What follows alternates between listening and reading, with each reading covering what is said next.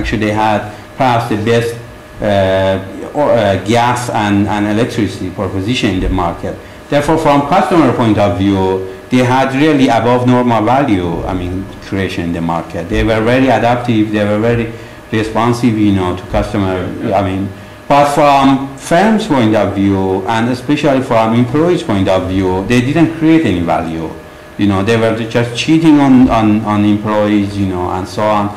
So from customer, I mean, from firms' point of view, since they didn't create any value, we saw, you know, Enron went bankrupt, you know. Therefore, in this paper, I have argued that in order to have a, you know, in order to have a direct link to the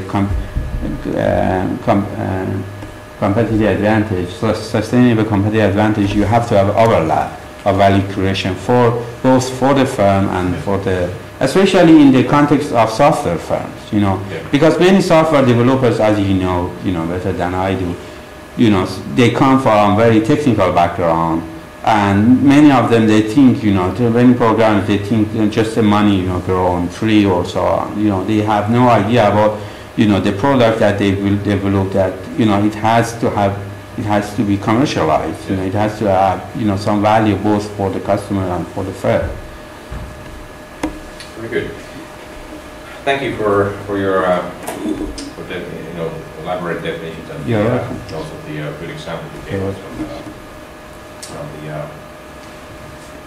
the dynamic capability. We perhaps now could move on to looking at the research questions that we have defined. And perhaps just for the convenience for the audience, could you just briefly recap what is the research question or problem that you actually are addressing here?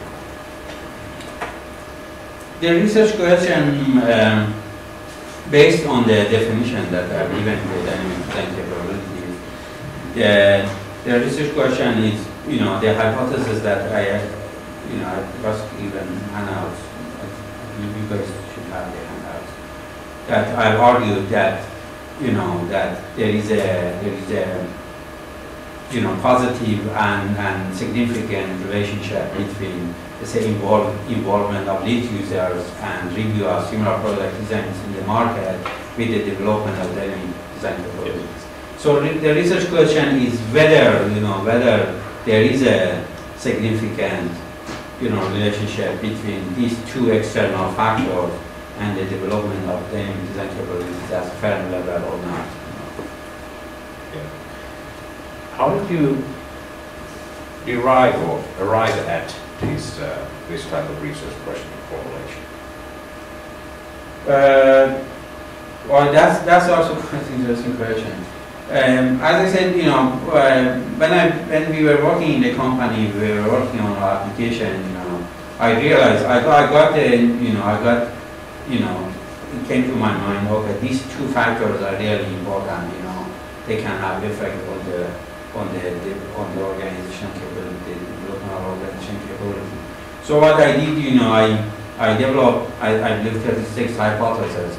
You know, so I came to Finland and discussed with Professor Meitanen and showed him, you know, and he said that, you know, it sounds quite interesting, but perhaps you should, you know, reduce the number of hypotheses in order to, you know, because I developed very specific hypotheses for every, you know, the original.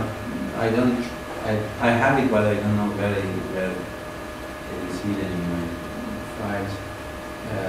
I developed like 36 hypotheses, then I reduced them to, you know, smaller numbers. And then also I discussed, you know, with a couple of actually other companies, like I said, about the very idea before then, you know, the let's say, implication of the idea, whether it has, you know, real business implication or not. Then, you know, then I started studying, you know, okay, how better I can formulate it, and then how can I, you know, connect it to the current literature, you know, and then how I can, you know, test it.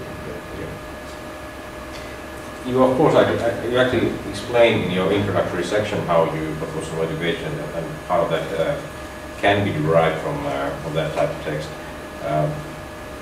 I found a couple of points that you are made here interesting, and I would like to ask you a bit of an elaboration here. On page 2, you argue that a company faces two major challenges. That you have to, it's a central paragraph there, but the beginning of the first, one challenge is that you have to develop a competitive product, and the second is how to optimize time and resources for finishing the product.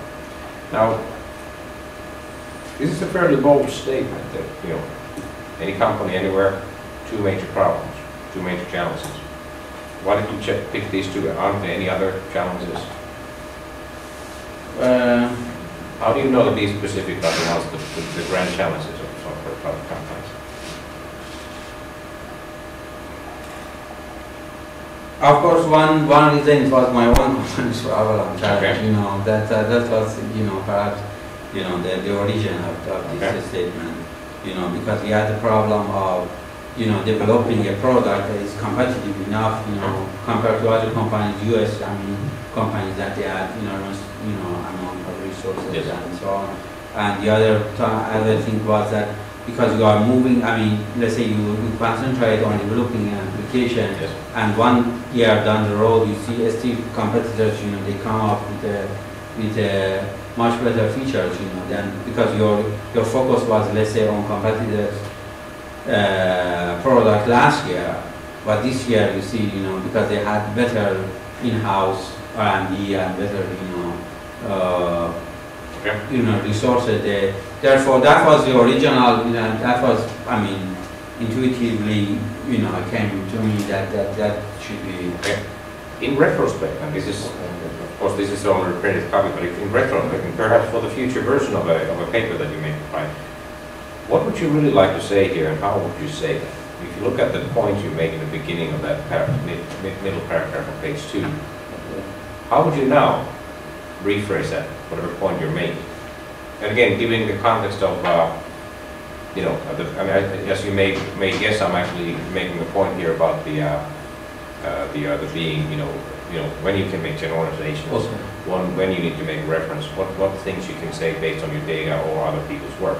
But just giving that a little bit in context, what would you like to say, and how would you say that? I would say, I looked at the literature first of all, to see, because as I said, quite honestly, I haven't actually looked at the literature on this specific sentence.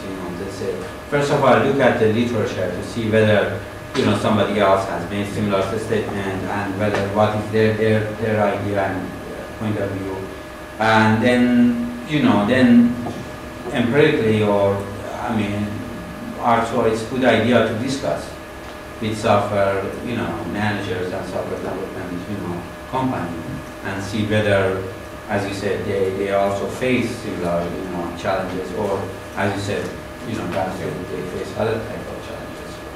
I would say this thing. Again, every dissertation has some, essentially this amounts to a little bit slightly, potentially unsubstantiated claim that is made here. Okay. But every dissertation has one or few of them. But again, it's a good thing to just try to avoid them.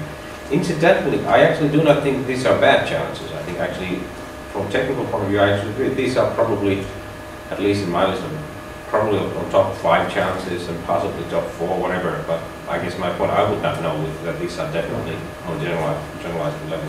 Yeah, the best way, as you said, that you look at the literature and see, as you said, because here what it lacks in this sentence is that there is no real connection to the current literature.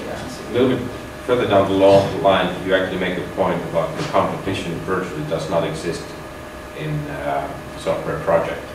This is, I guess you referred to that when the project is when you already obtained the project and you're going on. Exactly. Yes. And during the development. Yes. During the. Okay, very good. I'd like to move on now to kind of discuss some issues about the prior knowledge, and the way you refer to